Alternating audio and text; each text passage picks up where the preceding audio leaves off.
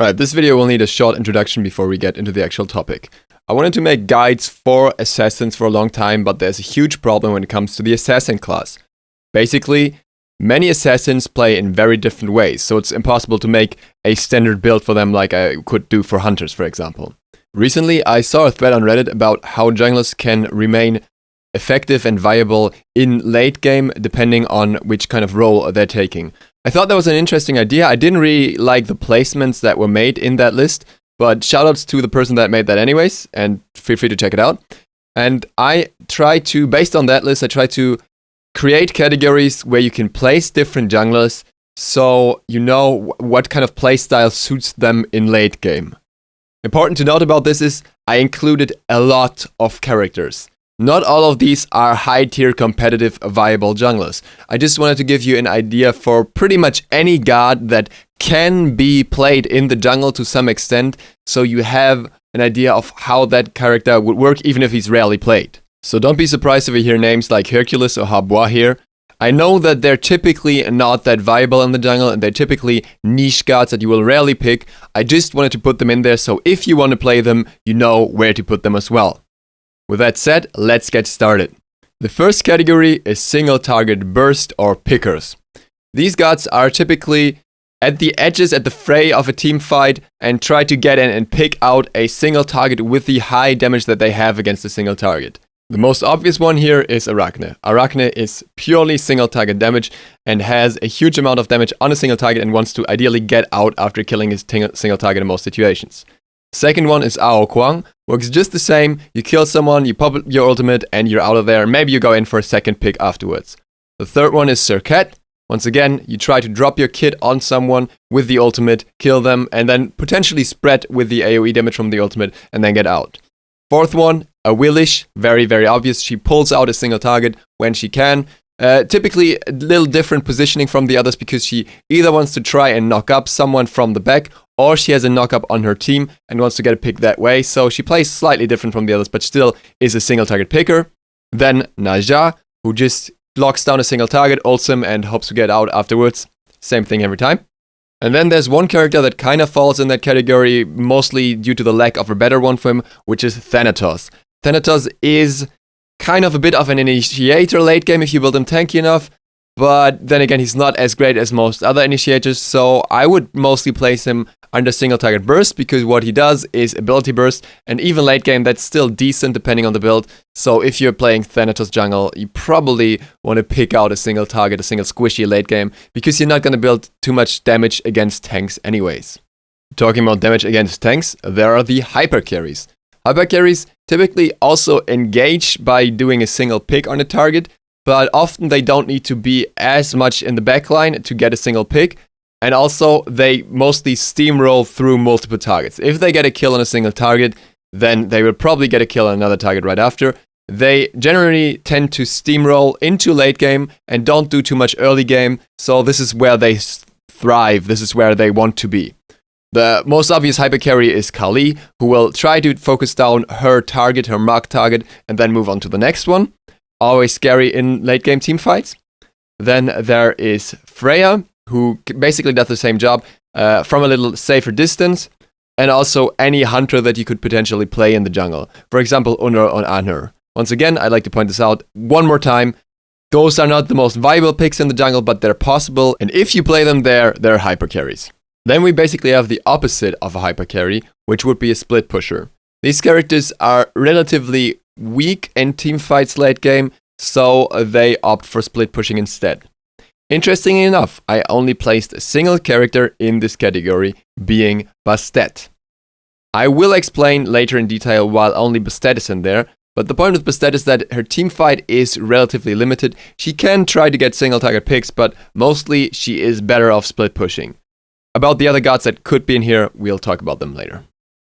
Now things get a little complex. Team fighter is just a very small fraction of the category that follows afterwards, which would be initiator or disruptor. The difference here is that an initiator and disruptor is also a team fighter, meaning if you can initiate, you're in a team fight afterwards, so you're a team fighter. If you can disrupt well, you're in a team fight, so you're a team fighter. but a team fighter is not necessarily an initiator or a disruptor. This is why this category is relatively small, and I'll tell you how exactly this is going down or why this is so. So the characters in Team Fighter are, for me, Susano and Habois. The reason being that Susano is typically rather squishy. It makes sense to build some defense on him so he doesn't get picked apart late game, but still, he will not be a frontlining initiator most of the time. It is just too risky for him. Different from him, Habois doesn't never want to be the frontline engager, but he still has his biggest power in a team fight where he can get his wave through multiple people and stuff like that. He's not a hyper carry, he's not a split pusher, and he has multiple target bursts. He's not too much of a single target burster. While he could also be placed there, I think he has more of a team fight viability than most single target bursters.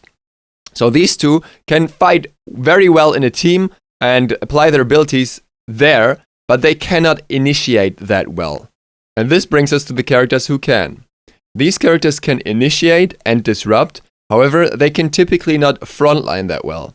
So the next category will be frontliners, and those can also initiate and disrupt and team fight. But these characters can initiate, disrupt, and team fight, but aren't the best frontliners at the same time. The characters I will place here are Thor, who can initiate with his ultimate very well. Hunbatz, who can usually initiate with Blink and then use his ultimate. It's a little more risky because Hunbatz is typically not that tanky, but still, he is very good for disruption in a team fight by just spreading the enemies up or by initiation via Blink from the side. And Ratatoskr, who can initiate with his ultimate, knock enemies up, and has easy means of getting out afterwards, which can cause huge disruption in the middle of a team fight as well, while not wanting to frontline afterwards. This brings us to the characters who can frontline afterwards. Just to be clear here, once again, these characters can also team fight, they can initiate, and they can disrupt. That is an essential part of being a frontliner. However, typically they deal a little less damage than the characters in the above sections. Instead, they are tankier and can therefore hold out more damage and frontline better. All of these gods are warriors or guardians. Some may not perform all that greatly in the jungle, some do relatively well. The frontliners I've listed here are Odin, Bellona, Amaterasu, Cabrakan, Bacchus, Sun Wukong, Ymir, Kumbhakarna, Athena, Hercules, and pretty much any other warrior or even guardian if you want to play another in the jungle. These gods typically have a lot of crowd control, can lock you down, and have defenses to allow them to stay and fight. Their initiation is typically directly from the front.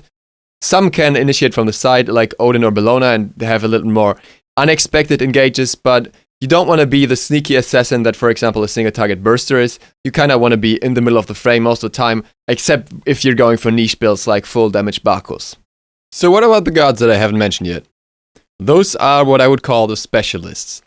These gods kind of all fulfill roles that we've already talked about, but either in a special way or they just fill multiple of those roles. That's why I want to take a little more time to talk about these gods in detail. Number one is Nemesis. Nemesis is somewhere between a single target burster, hyper carry, and team fighter. Obviously, as Nemesis' ultimate allows her to take down the defenses and health of a single target, she has high single target burst. At the same time, she will not often go into the backline because she can do this to a tank as well and allow a tank to be blown up. It just depends on which target is most viable to her in that moment. She also is a bit of a hyper carry because she has very strong basic attacks and she's typically built for basic attacks, and she can easily take on multiple targets, especially with her shield. That overall makes her a bit of a team fighter as well, maybe even with some disruption of some sort because she can stop, for example, a tank from engaging. So she's a bit of everything, and that's why I didn't want to place her in any of the categories before this. Number two is Fenrir. Fenrir is probably a bit of an initiator because if you build him tanky, he can do that very well. He can jump in and pick out a single target, but he doesn't initiate as well as the others in this category because his stun range is A, it's situational, and B, it's kind of dependent on the enemy's positioning. It's a small radius, different from the others. So it's not the same level of initiation. He has a lot of disruption with his ultimate by picking someone out. But at the same time, he has a lot of single target burst, especially when he's built more towards damage. So he's a bit of a single target burster, a bit of a team fighter, and a bit of a disruptor, really. But he can also be a frontliner with the right build. Number 3 is Raven. Raven will often be an initiator or even frontliner. Once again, it just depends on how he's built. He can also be a bit of a single target burster because he can very well pick out single targets and take them down with the right build. So once again, somewhere in between there. Same goes for Osiris. Osiris will often be a frontliner, sometimes just an initiator with more damage, sometimes a single target burster. And the last god here is Anubis because his place is really friggin' weird. I don't know where to place him. I would say he's a bit of a team fighter, but also a single target burster, but also hypercarry, so hey, whatever. You won't see him too often anyways. And not to forget, there's one more in this category. Sorry, it was not the last god. Bakasura. Bakasura is often a split pusher, but different from Bastet, he's got a lot more utility than she does in late game. While he's great at split pushing, he is also surprisingly good at team fighting with the right team. If your team has enough CC to set him up, then he can easily take down targets in a team fight. And he is different from Bastet. He's not afraid to go into the fray and just pop his ultimate and fight enemies. And he is also, because he's focused on auto attacks, or basic attacks, a bit of a hypercarry. He can deal decent chunks of damage even to ADCs late game. So, once again, depends on his build, depends on the playstyle, but he can be various roles. Which god did I not mention? Loki. To me, Loki is still not a jungler. I think all of the gods I mentioned above, even the Guardians, have more viability in jungle than Loki, simply because of his kit and the way it's designed.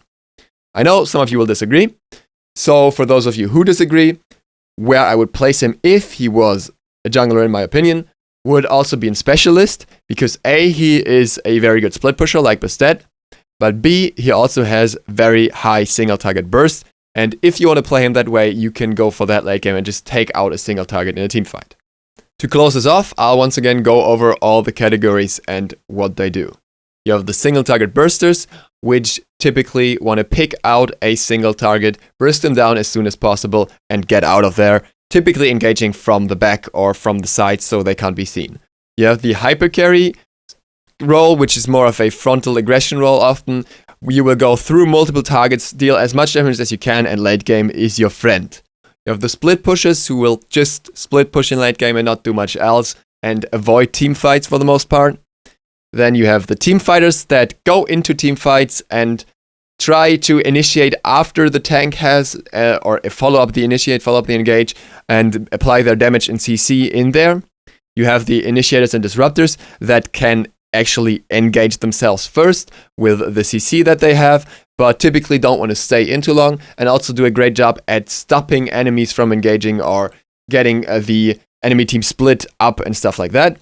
And then you have the frontliners who typically want to engage first and move towards the enemy head on, but otherwise play like team fighters and initiators, except for them a lot more tanky and deal less damage. And last but not least, you have the specialists who kind of fall between all those roles. That's it for this video. I hope you enjoyed this. I hope this was helpful. Thank you guys for watching.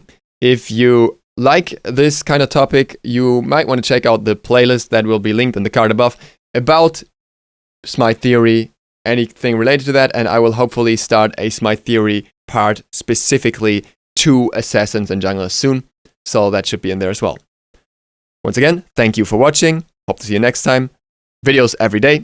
Duke Sloth, out.